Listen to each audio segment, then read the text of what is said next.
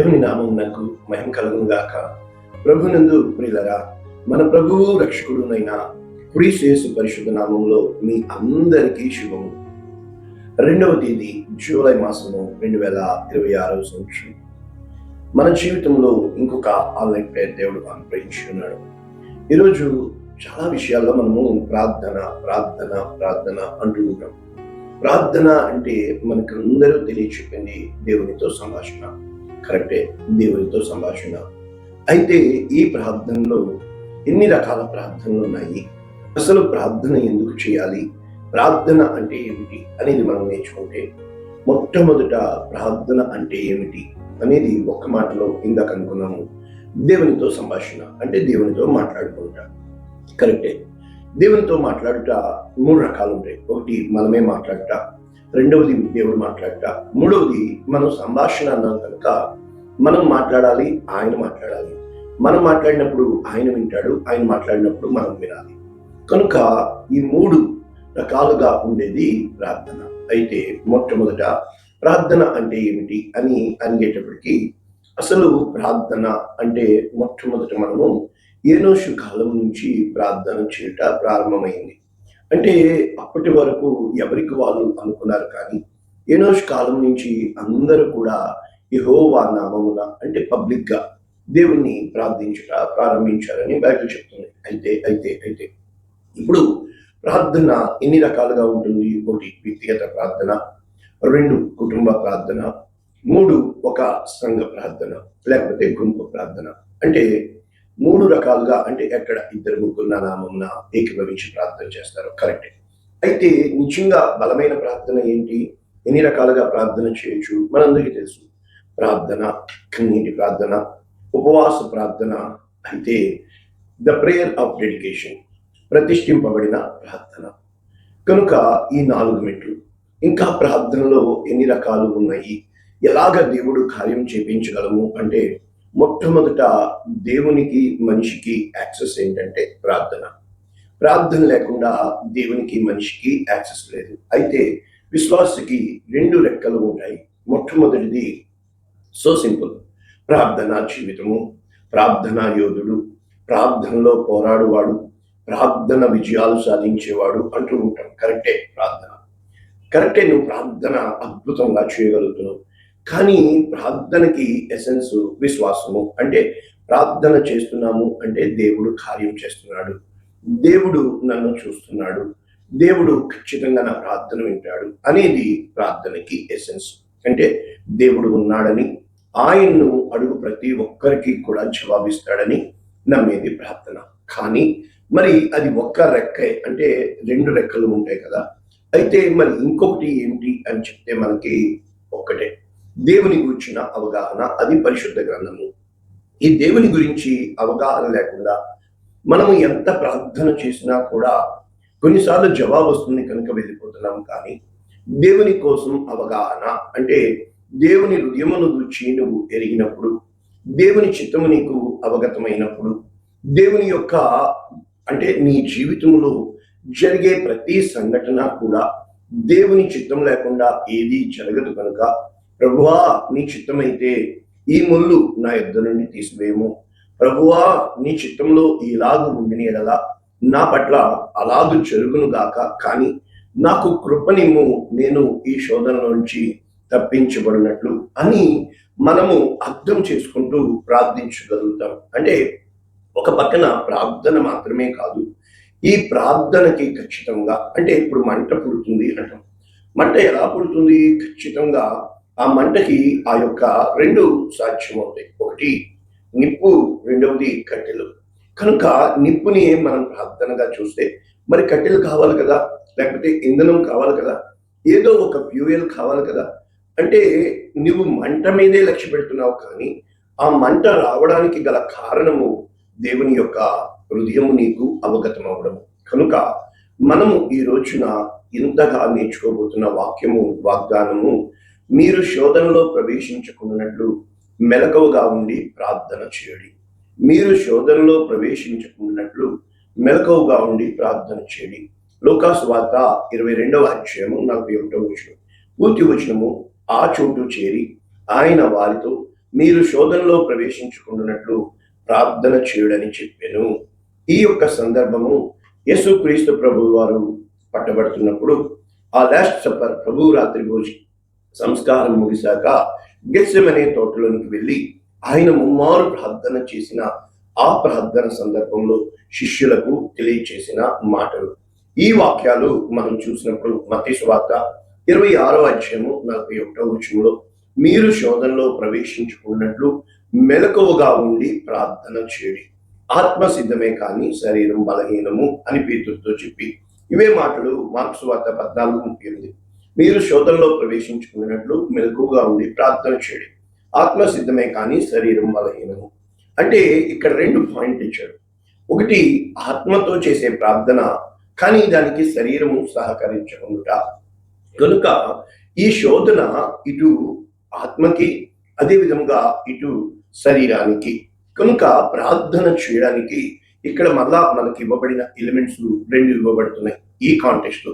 మొట్టమొదటిది శరీరము బలహీనము, ఆత్మ సిద్ధపడుతుంది.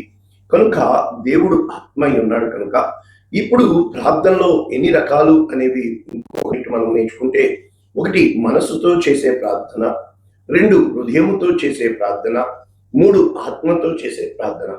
ఈ 3 రకాలు ఎక్కడ రాయబడి ఉన్నవి? So simple. మనము ఎన్నో వాక్యాలు చదువుతున్నప్పుడు మనము మన యొక్క స్థితిగతులను మనము అర్థం చేసుకున్న దాన్ని బట్టి చేసే ప్రార్థన మనసుతో చేసే ప్రార్థన. అయితే ఉచ్చరింపశక్యం కానీ మూలుగులతో చేసే ప్రార్థన అది హృదయపూర్వక ప్రార్థన. కారణము ఈ ఎమోషన్స్ కి కేంద్రము హృదయము. ఇక చివరిగా ఆత్మతో చేసే పెనుగులాట, ఆత్మలో ప్రార్థన. ఇది అత్యంత, అంటే ఎప్పుడైతే ఇంకా శరీరము ఏ విధంగా గెత్సెమనే ప్రార్థనకి సూచన, శరీరము పూర్తిగా బలహీనమైపోయినప్పుడు, ఉచ్చరింప సత్యము కాని మూలుగులు కూడా వెళ్ళిపోయినప్పుడు, అప్పుడు తెరవబడే లోకము ఆత్మలోకము. కనుక ఇంగ్లీష్ లో న్యూ లివింగ్ ట్రాన్స్లేషన్ మనం చదివితే Luke chapter 22:40 there he told them, అక్కడ ఆయన వారితో ఇలాగ చెప్పాను, pray that you will not give into temptation, మీరు ప్రార్థించండి మిమ్మల్ని శోధనలో పంపకుండా. ఇవే వాక్యాలు, అంటే will not fall into temptation, pray that you may not enter into temptation. ఈ విధంగా అందరూ కూడా ఒకే భావం వచ్చే విధంగా వ్రాయబడింది. అంటే మీరు ప్రార్థించినప్పుడు, మీరు ప్రార్థించడం ద్వారా మీరు శోధనలో ప్రవేశింపరు. ఇప్పుడు మనం ఇంత వాక్యం నేర్చుకున్నాం కనుక ప్రార్థిస్తే శోధన తప్పించేస్తాడా? శోధన తప్పించేస్తే మనము ఏం పొందుకుంటాము? కరెక్ట్. శోధన ఎప్పుడైతే మనం గెలుస్తామో, ఇక్కడ యాకోబు గారు చెప్తున్నారు 1వ అధ్యాయము 12వ వచనం, శోధన సహించువాడు ధన్యుడు, అతడు శోధనకు నిలిచిన వాడై ప్రభువు తన్ను ప్రేమించు వారికి వాగ్దానం చేసిన జీవ కిరీటాన్ని బహుమతిగా ఇస్తాడు. అంటే జీవాన్ని, అంటే నీకు కలుగుచున్న ప్రతి శోధన అందులో జీవము ఉందని, అందులో బహుమానము కిరీటము దాచబడి ఉన్నదని, ఆ శోధనను ఓవర్కమ్ అంటే జయించాలని ఇది దేవుని ప్రణాళిక అయి ఉంది. అదేవిధంగా ప్రకటన గ్రంథము 2:10 ఇదిగో మీరు శోధింపబడినట్లు అపవాది మీలో కొందరిని చెరలో ఇది నేను చెరసాల్లో అని అనుకో కాదు, అపవాదికి మనల్ని దేవుడు అప్పగించవలసిన పరిస్థితి ఖచ్చితంగా ఉంది. కనుక శ్రమ కలుగుతుంది, మరణము వరకు నమ్మకంగా ఉండము, నేను నీకు జీవ కిరీటం. కనుక ఈ శోధన సహించినప్పుడు మనకి జీవ కిరీటము, అంటే దేవుడు జీవ కిరీటాన్ని సిద్ధముగా పట్టుకొని శోధనకి అవకాశం ఇస్తాడు. అంటే ఆ శోధింపబడుతున్నప్పుడు దేవుడు మనతో పాటు ఉంటాడు, మనలో ఉంటాడు. అడుగడుగునా కూడా ఆయన మనకి సహాయము చేస్తూ ఉంటాడు, ఏ మార్గంలో వెళ్ళాలో బోధిస్తూ ఉంటాడు, ఆ శోధన సమయంలో ఏం చెయ్యాలో చెబుతూ ఉంటాడు. ఏ విధముగా ఒక క్షణము ఆలోచన చేస్తే సిద్ధపరచకుండా ఎవరిని కూడా శోధన అంగీకరించడు. చాలాసార్లు నేను అనుకునేవాడిని, క్లాస్ రూమ్ లో పాఠము నేర్పించి పరీక్ష పెడతారు, కానీ జీవితంలో పరీక్ష పెట్టి పాఠం నేర్పిస్తారు కాదండి. 2 ఉంటాయి, ఒకటి పాఠము, రెండవది గుణపాఠము. ఎప్పుడైతే కొన్ని పరిస్థితులు దేవుడు మన జీవితంలో కలుగు చేస్తూ ఉంటాడు, మన జీవితంలో ఆయన అంగీకరిస్తూ ఉంటాడు, అవి మనకి హెచ్చరికల ద్వారా ఉంటాయి. ఆ తర్వాత అప్పుడు శోధనకి మనల్ని అప్పగిస్తాడు. అయితే మనం ఎప్పుడైతే సిద్ధంగా ఉండమో, ప్రతి జీవితంలో జరుగుతున్న ప్రతి విషయంలో కూడా దేవుని హస్తం ఉంటుంది. వేసే చిన్న అడుగులో కూడా దేవుని హస్తం ఉంటుంది. తీసుకునే ప్రతి నిర్ణయంలో కూడా మన భవిష్యత్తు ఆధారపడి ఉంటుంది. ఇంకా చెప్పాలంటే ఈరోజు మనము ఏమి చేస్తున్నామో, ఏమి మాట్లాడుతున్నామో, ఏ నిర్ణయం తీసుకుంటున్నామో అది మన భవిష్యత్తుకి బహుగా బహుగా మనల్ని ఆ కార్యకారిగా చేపిస్తూ ఉంటుంది. అంటే జీవితంలో మొట్టమొదట మనం తెలుసుకోవాల్సింది మేజర్, మైనర్. అదే విధముగా ఏవి అంటే మేజర్, ఏవి ఘనమైనవి, మైనర్ ఏవి నీచమైనవి. అంటే ఏది మనము ఫోకస్ చేయాలి, దేన్ని విడిచిపెట్టాలి, పట్టు విడుపులు, ఇవన్నీ కూడా మనము క్లాసెస్ వైజ్ అంటే ఒక స్థితిగతుల్లో. కనుక టెంప్టేషన్ అంటే మొట్టమొదట శోధన అంటే ఏంటి? శోధన అంటే సో సింపుల్, అది నీ మీద వచ్చి పడిపోయింది కాదు. ఇప్పుడు మనం నేర్చుకున్నాం, ఖచ్చితంగా నిన్ను సిద్ధపరుస్తారు. ఉదాహరణకి ఒక విషయం చెప్పాలంటే 1000 కొవ్వొత్తులు ఉన్నాయనుకోండి, అగ్గిపుల్లలు ఎన్ని వేస్తాము? 1000 వేయం కదా. ఒక్క అగ్గిపుల్ల వేస్తే చాలు, ఆ ఒక్క క్యాండిల్ వెలిగిస్తామంటే.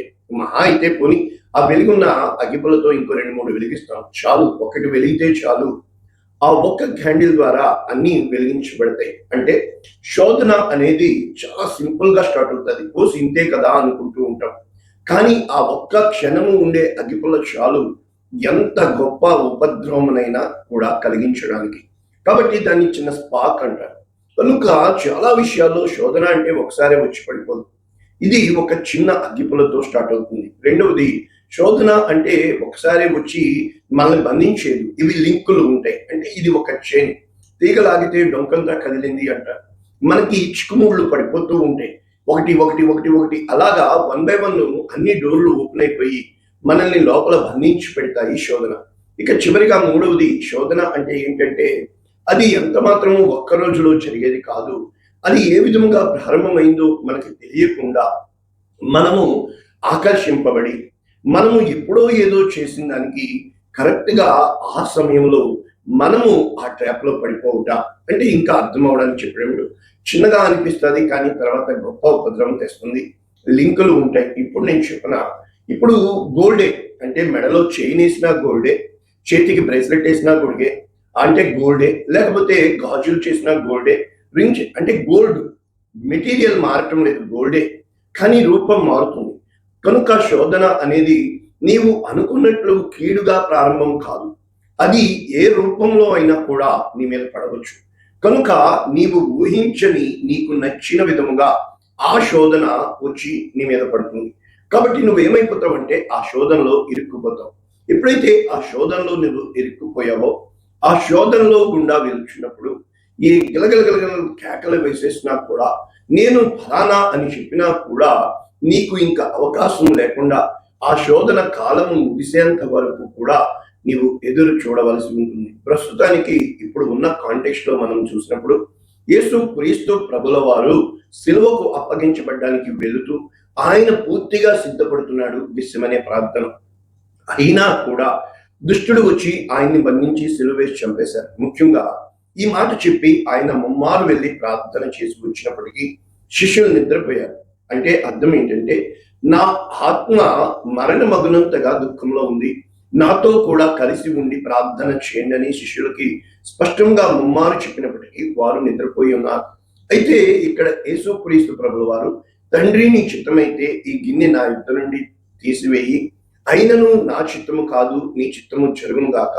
అంటే ఈ ప్రార్థన ఏ విధంగా చూడవచ్చు అంటే, దేవునికి యేసుక్రీస్తు ప్రభుల వారికి జవాబు పొందలేదు అని చెప్పాలా? అవునేమో, కానీ అది కాదు. ఆయన తన్ని తాను పూర్తిగా తండ్రి చిత్తానికి అప్పగించుకోవడానికి ఇష్టపడ్డాడు. కనుక తండ్రి చిత్తమే జరుగుటకు అనగా నీవు నేను తెల్లవారుజామున లేసి ఎందుకు ప్రార్థించాలి? మన జీవితంలో ఒక రోజు ప్రారంభించే ముందు ఎందుకు దేవునితో గడపాలి అంటే, ఒక్క విషయంలో చెప్పాలి అంటే, ప్రభువా ఎవరెవరు ఎదురవ్వబోతున్నారో తెలియదు, ఏ ప్రణాళిక సిద్ధపరిచావో నాకు తెలియదు, ఏ విధముగా నేను వెళ్ళవలసిన మార్గము ఉందో నాకు తెలియదు, కనుక ఈ దినము నాకు ఇచ్చావు కనుక నన్ను శోధనలో నుండి తప్పించి దుష్టుల నుండి తప్పించుము అని చెప్పి పరలోక ప్రార్థన యేసు క్రీస్తు ప్రభుల వారు నేర్పించినట్లు చేయాలి. కారణం ఏంటంటే, ఇప్పుడు అందరూ మన బిడ్డలు కొత్తగా స్కూల్కి వెళ్తున్నారు. అది స్కూల్కి వెళ్ళడం కొత్త ఫస్ట్ స్టెప్ కానీ కాదండి. ఆ ప్రారంభము బాగున్నప్పుడు, ఆ ప్రారంభము బాగుండాలి అంటే స్కూల్లో అడుగు పెడుతున్న మొదటి అడుగు అది కడ వరకు అద్భుతముగా, అంటే దినదినము వర్ధిల్లుతూ విద్యలో వికసించి ఉన్నతమైన స్థితికి చేరాలని ఆశపడే కదా స్కూల్కి పంపిస్తున్నాం. అంటే మన జీవితాల్లో మనము సాధించలేనిది, మనము పొందుకోలేనిది మన బిడ్డలు ఉన్నతమైన స్థితిలో ఉండాలి అని ప్రతి ఒక్కరి ఆశ. అటువంటప్పుడు ఇక్కడ నేను చెప్పాలనుకుంటుంది, నీవు వేసే ప్రతి అడుగు కూడా మొట్టమొదట దైవ సంసిద్ధతతో, దైవ అనుగ్రహంతో, దైవ తోడ్పాటుతో, అంటే దైవిక హస్తము నీకు తోడుగా ఉండాలని. ఏ రోజునైతే ప్రభా ఈ కార్యం చేయాలనుకుంటున్నాను ప్రభా, తోడుగా రండి నాయనా, అయ్యా ఒకవేళ మీరు రాకపోతే ఎలా ప్రభా, ఎన్నిసార్లు దావీదు అడిగాడు, మోషే అడిగాడు. ఈ కార్యం చేయాలని నేను ఆశపడతాను అంటే కార్యం చేయుట కంటే ముందు ఆ కార్యము చేయడానికి సహాయము కొరకు దేవుని దగ్గర కనిపెట్టేదే ప్రార్థన. కాబట్టి ఈ రోజున మనము ఇంకా లోతుగా నేర్చుకుంటుంటే ఇక్కడ దేవుని యొక్క వాక్యము లూకాసు వార్త 18:1, వారు విసుకక నిత్యము ప్రార్థన చేయవాళ్ళు. అంటే నిత్యము అంటే ప్రార్థన అంటే ఇప్పుడు మీరందరూ సెల్ ఫోన్ అంటారు ఇండియాలో, మనకి ఇక్కడ కువైట్ లో మొబైల్ ఫోన్ అంటాం. ఇప్పుడు ఈ ఫోన్ కి శాటిలైట్ కనెక్షన్ నెట్వర్క్ నిత్యము ఉండాలి, బ్యాటరీ ఉండాలి, సిమ్ కార్డులో డబ్బులు ఉండాలి. అంటే ఇవి 3 ఉంటే తప్ప ఒకవేళ డబ్బులున్నా నెట్వర్క్ లేకపోతే రాదు, ఒకవేళ నెట్వర్క్ ఉండి డబ్బులు ఉన్నా బ్యాటరీ ఛార్జింగ్ లేకపోతే రాదు. అంటే ఇవి ప్రాణ ఆత్మ దేహంగా మనం చూస్తే, ఒకటి మనస్సు, మనం చెప్పాము హృదయము, మూడవది ఆత్మ. మనస్సు అంటే లాజికల్ థింకింగ్, అంటే నువ్వు ఏమి అనుకుంటున్నావు, ఏమి చేయాలనుకుంటున్నావు, ఎలా చేయాలనుకుంటున్నావు అనేది ఇది లాజికల్ థింకింగ్. అయితే ఇది దాని భావోద్రేకాలు, ఇమోషన్స్ కేంద్రం ఇది. కనుక దాని వల్ల నువ్వు పడే దుఃఖము, ఆనందము, సంతోషము, లేకపోతే అసూయ, కలహము, మత్సరము, కపటము, క్రోధము, ఇది కేంద్రము. ఇక చివరిగా ఆత్మ, ఈ రెండింటికి అతీతంగా. కనుక దేవుడు ఈ లోకంలో 2 పెట్టాడు. ఒకటి నువ్వు తీసుకునే నిర్ణయాలను బట్టి అది దుఃఖమైనా కలిగించవచ్చు, ఆనందమైనా కలిగించవచ్చు. కానీ కొన్నిసార్లు ఇక్కడి నుంచి ఇక్కడికి, కొన్నిసార్లు ఇక్కడి నుంచి ఇక్కడికి, ఇవి కూడా అంటే 1 వే కాదు, 2 వే, బోత్ వేస్ వర్క్ చేస్తూ ఉంటుంది. నీ ఇమోషన్స్ బట్టి ఎదుటివాడితో నువ్వు మాట్లాడతావు, ఎదుటివాడి మీద ఉన్న అభిప్రాయాన్ని బట్టి నువ్వు మాట్లాడుతూ ఉంటావు. ఇక్కడ మాటను బట్టి, నువ్వు విన్న మాటను బట్టి ఇక్కడ ఫీలింగ్ కలుగుతూ ఉంటుంది. కనుక ఇంతగా మనిషి యొక్క నిర్ణయాలు ఆధారపడి ఉన్నప్పుడు ఎంత జాగ్రత్త తీసుకున్న బద్దులమై ఉన్నామో, కనుక నిత్యము ఖచ్చితంగా మనము ప్రార్థించాలి. ఇంకా ఎఫెసీ 6:18 చెప్పబడుతుంది, ఆత్మ వలన ప్రతి సమయమునందు ప్రతి విధమైన ప్రార్థన విజ్ఞాపన చేయొచ్చు సమస్త, అంటే మెలకువగా ఉండుడి అని తెలుగులో ఉంది. మెలకువ కాదు, బి అలర్ట్, అంటే వాచ్ఫుల్. అంటే ఏ కీడు నుంచి, ఏ దిక్కు నుంచి ఏ కీడు వస్తుంది, ఏ మాట వలన ఎక్కడ పడిపోతామో అని చెప్పి అంతగా మనము దేవుని వాక్యము అనే ఆత్మ ఖడ్గము ధరించిన వారమై దుష్టుని యొక్క అగ్ని బాణములను ఆర్పుటకు శక్తిమంతుల మగునట్లు. కనుక ఖచ్చితంగా కూడా మనము చిన్న మాటే, మనం మాట్లాడిన మాటని వాళ్ళు అర్థము మార్చివేసేటట్లుగా ఈ లోకం ఉంటుంది. కనుక ఎప్పుడూ కూడా ఈ లోకము నీకు వ్యతిరేకంగా ఉండడానికే ప్రయత్నం చేస్తుంది. ఎప్పుడూ కూడా ఈ లోకం నీకు తోడుగా ఉండడానికి ఎన్నడూ కూడా ఇష్టపడదు. ఎప్పుడైతే ఈ లోకం నీకు తోడుగా ఉంటుంది అంటే దేవునికి నువ్వు ఆయాసంగా ఉన్నప్పుడు. కనుక ఎప్పుడూ కూడా లోకస్తులు నాకు తోడుగా ఉన్నారు, నాకేంటి అన్న మాట 3 ఎలిమెంట్స్ ఉంటాయి. 1 నేత్రాశ, 2 శరీర ఆశ, 3 జీవపుడము. The pride of the life, ఇది చాలా సార్లు మాట తగ్గించుకోలేక మనం మాట కోసము, ఆ పరువు కోసము ప్రాపమైన చేయడానికి ఇష్టపడుతూ ఉంటాం. కనుక ఇక్కడ మనం చూసినప్పుడు కొలస్సీ 4:2, ప్రార్థన యందు నిలకడ కలిగి కృతజ్ఞత గలవారే, అంటే be watchful and mindful and thankful. అంటే 3 విషయాలు ఇక్కడ చెప్పబడుతుంది. 1 స్టేబుల్ మైండ్ నీలో ఉండాలి, 2 అలర్ట్ మైండ్ నీలో ఉండాలి, 3 థ్యాంక్ఫుల్ మైండ్ నీలో ఉండాలి. కాబట్టి చాలా విషయాల్లో మనం ఈ రోజు వచ్చిన కష్టాన్ని నువ్వు చూస్తున్నావు, కానీ నా జీవితంలో ఎన్నో విషయాల్లో ఈ రోజు ఉన్న కష్టానికి మూలాన్ని వెతకడానికి నేను ప్రయత్నం చేస్తూ ఉంటాను. నీకు నేను నేర్పించేది ఏంటంటే, ఈ కష్టాన్ని చూడమాక, ఈ కష్టం వెనుక ఉన్న ఆ మూలము దేని ద్వారా ఇది వచ్చిందో. కనుక బయాప్సీ రిజల్ట్ అంటారు, నీకు ఏదన్నా ఒక శరీరంలో తీసిందని టెస్ట్ రిజల్ట్ కి పంపిస్తారు. ఇది క్యాన్సర్ సెల్ ఉందా, దీంట్లో క్యాన్సర్ వలన ఇది జరుగుతుందా. కాబట్టి మన జీవితంలో చాలా విషయాల్లో దేవుని యొక్క చిత్తాన్ని ఎరగకపోవడానికి గల కారణం ఏంటంటే ఇది దేవుని వలన కలిగిందా లేక దుష్టుని వలన కలిగిందా? దేవుని వలన కలిగిన శోధన అయితే అది దేవుడు నిన్ను నన్ను దీవించడానికి ఇష్టపడుతున్నాడు. ఉదాహరణకి యోసేపు, ఆ యొక్క పొతిఫరు భార్యకి ఆ సైతాను ఆమెలో ప్రవేశించి యోసేపుని శోధించడానికి ప్రయత్నం జరిగింది. అయితే యోసేపు దేవునికి వ్యతిరేకంగా నేను ఏ విధంగా ఈ పాపం చేయగలను? సంసోను విషయంలో కూడా ఆ యొక్క దెలీలా విషయంలో మరి ఏ విధముగా దెలీలా విషయంలో ఆ సతాను ప్రవేశించి సంసోనుని ఓరడించినప్పుడు సంసోను పడిపోయినట్లు చూస్తున్నాం. అదే విధంగా బత్షెబా విషయంలో మనం చూసినప్పుడు ఆ చిన్న సీన్ క్రియేషన్ లో దావీదు పడిపోయినట్లు చూస్తున్నాం. అంటే ఈ ముగ్గురు శరీరాశ విషయంలో లేకపోతే నేత్రాశ విషయంలో ఆ యొక్క యోసేపు మాత్రమే గెలిచినట్లు చూస్తున్నాం. ఇంక టెంప్టేషన్, ఆ యొక్క ప్రైడ్ ఆఫ్ ద లైఫ్, ఆ యొక్క మోషేని శోధించినప్పుడు, తిరిగి అహరోనుని శోధించినప్పుడు, తిరిగి మనం చూసినప్పుడు ఆ యొక్క దానియేలు గ్రంథంలో నెబుకద్నెజరు రాజుని శోధించినప్పుడు ఈ విధంగా ఎంతో మంది ఆ శోధనలో పడిపోయినట్లు, ఆ పరిస్థితుల్లో వాళ్ళు దేవుణ్ణి హెచ్చించక వారు తమని తాము హెచ్చించుకున్నట్లు మనం చూడగలుగుతున్నాం. కనుక ప్రభువునందు ప్రియులారా, ఈ రోజు వాక్యంలో ప్రార్థన అంటే ఒకటి నాకు తెలిసింది, నేను మీకు నేర్పించగలుగుతుంది దీన మనస్సు. అది ఏ విషయంలో కూడా మొట్టమొదట మౌనంగా ఉండుట, రెండవది తగ్గించుకునుట, మూడవది సాగిలపడుట. ఈ మూడు ఉన్నప్పుడే మొట్టమొదటి మౌనంగా ఎందుకు మనము ఉండాలి అంటే దేవుడు మాట్లాడతాడు కనుక, మనము దెబ్బలాడితే దేవుడు దెబ్బలాడతాడు కనుక. రెండవది మోకరించి అది తగ్గించుకునుట. మోకాళ్ళ అనుభవం ఎప్పుడైతే ఉంటామో ఎదుటివాడు రెచ్చిపోతూ ఉంటాడు. మనము ఓర్పు కలిగి సహనము కలిగి మనము ఎప్పుడైతే మోకాళ్ళ ప్రార్థన మనము అనుభవంలోకి వస్తామో కార్యాలు దేవుడు చేయడానికి, కార్యాలకి దేవుడు పూనుకోవడానికి, సహాయము కలగడానికి మనకి దేవుడు సహాయము అందుతుంది. ఇక మూడవది చివరిగా సాగిలపడుట. ఇక నేనేమీ చేయలేను, నా వల్ల కాదు, నీవే నాకు దిక్కు అని చెప్పి ఎప్పుడైతే మనం సాగిలపడతామో అప్పుడు దేవుడు పూర్తిగా మన జీవితాన్ని తన కంట్రోల్లోకి తీసుకొని దేవుడు గొప్ప కార్యాలు మన జీవితంలో జరగడానికి ఇష్టపడతాయి. కనుక దేవుడు చేస్తాడు ఖచ్చితంగా. నీ ప్రార్థనకి జవాబు వస్తుంది. నేను నా జీవితంలో రుచి చూచి అనుభవం ద్వారా నడిచి వచ్చి మీకు నేర్పిస్తున్న ఈ వాక్యము, ఈ మూడు అనుభవాలు నీలో ఉండాలి. మొట్టమొదట మౌనముగా ఉండుట నేర్చుకోవాలి. రెండవది మోకరించుట, తగ్గించుకునుట నేర్చుకోవాలి, ఓర్చుకోవాలి. మూడవది సాగిలపడుట. అప్పుడు దేవుని గొప్ప కార్యాలు ప్రార్థన యోధులముగా, ప్రార్థన దేవుని యొక్క గొప్ప ఆయుధముగా నీకు నాకు మనకి జీవితంలో మన ప్రార్థన ద్వారా, ఒక ప్రార్థనాపరుడైన హైడ్ కావచ్చు, ప్రార్థనాపరుడైన విలియం కేరీ కావచ్చు, ప్రార్థన ద్వారా చేయలేనిది అంటూ, అసాధ్యమైనది అంటూ ఏదీ లేదు. కనుక ఈ రోజు నుంచే ఈ మూడు అనుభవాల్లో మనము ఎదుగుదుము గాక. పరిశుద్ధుడా, ప్రేమ కలిగిన తండ్రి, విత్తబడిన ఈ వాక్యము అనేక మందికి ఆశీర్వాదంగా, లక్షల మందికి రక్షణ కారణంగా యేసు నామమున క్షేమని యేసు నామమున దీవిస్తున్నాము తండ్రి. ఆమేన్. God bless you all. దేవుడు మిమ్మల్ని దీవించును గాక. ఆమేన్.